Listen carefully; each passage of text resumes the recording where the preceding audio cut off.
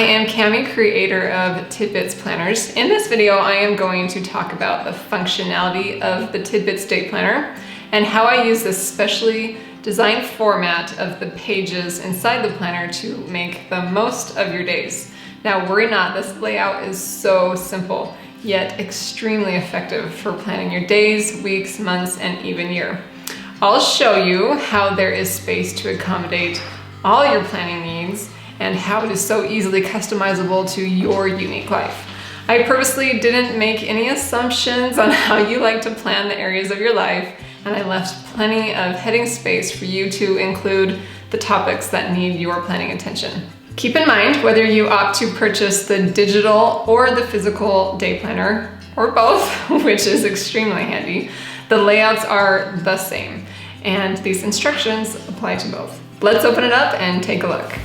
So following the title page, you get right into an overview of the calendar years for 2020 and 2021 with some space to make notes if needed. Now, this is a great reference page, and you might think about including a bucket list here, general goals, or as important longer term things come up that you need to record, and remember this would be a good place to put that.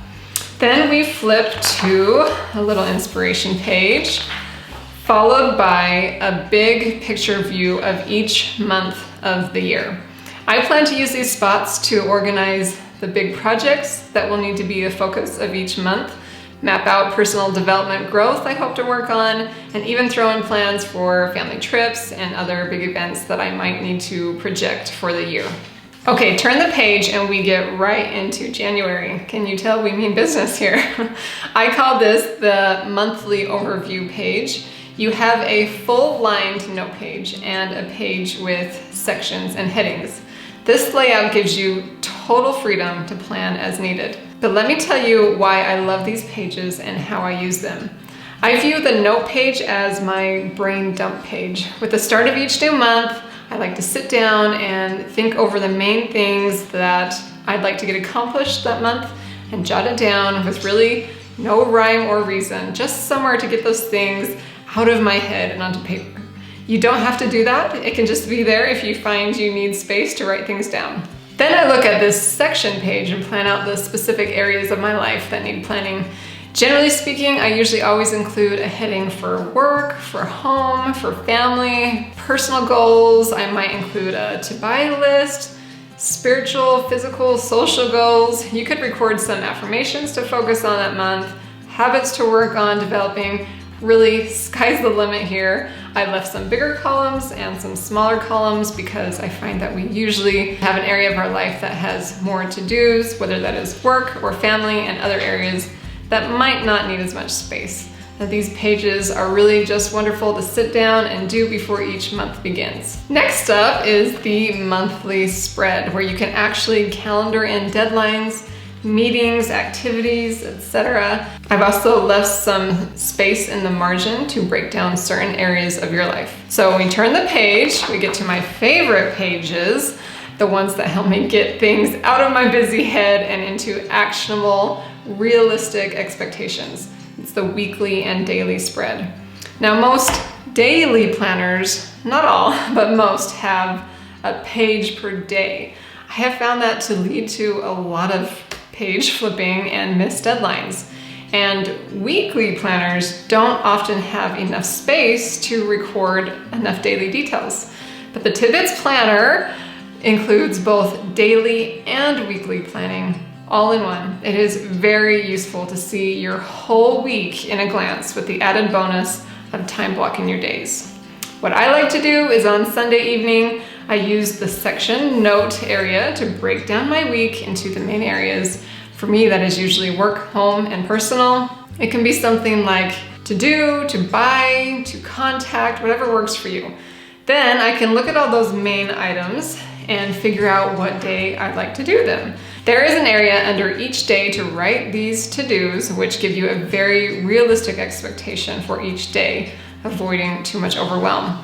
As the week goes on and things come up, you can add them to the days that need to be done and then let them go from your brain until that day. Then each night or early morning when I go to plan my day, I can transfer those essential items into the time blocking section and feel so much more organized and clear on what I will be doing that day. Now you'll notice 2 lines under each hour, which will allow you to schedule on the half hour if needed, or you can be more general with your hours. I have to tell you, this method works so good. I get asked all the time how I accomplish so many things being a mom and a blogger, and planning my days and weeks this way is absolutely key. On each weekly spread, you'll also notice a little calendar overview of the month for reference, a nice motivational quote, and a handy habit tracker, which can aid you in your personal growth in a really simple way. Now, those pages are the bulk of the planner, rightfully so. Near the back, I've included some note pages with options for lined, graph, or dot grid paper. You may have a purpose for that right away, but for me, I just never know when I'm gonna need a place to jot something down really quick, and my planner is almost always handy. Lastly, the remind section is meant to help you reflect and remember important dates and milestones.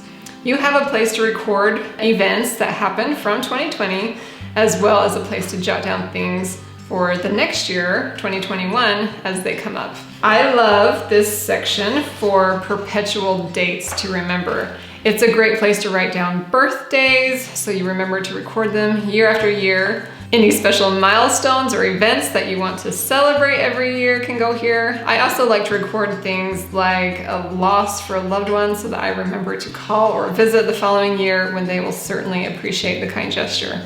If your family likes to observe something like National Donut Day, you can remember to do that as a tradition each year. Finally, in the back, you have a handy little envelope to slip in information that you might like to keep close to your day planner for reference. Something like your kid's school calendar, lunch menu, or your favorite team's game day schedule. And that is a wrap. I love this planner so much, and I am certain it will be a wonderful tool to help you live your life to its fullest, and most importantly, be so lovely to look at. Yes, that is very important to me. If you feel I've missed something that you would like in your dream planner, let me know. I'm just getting started.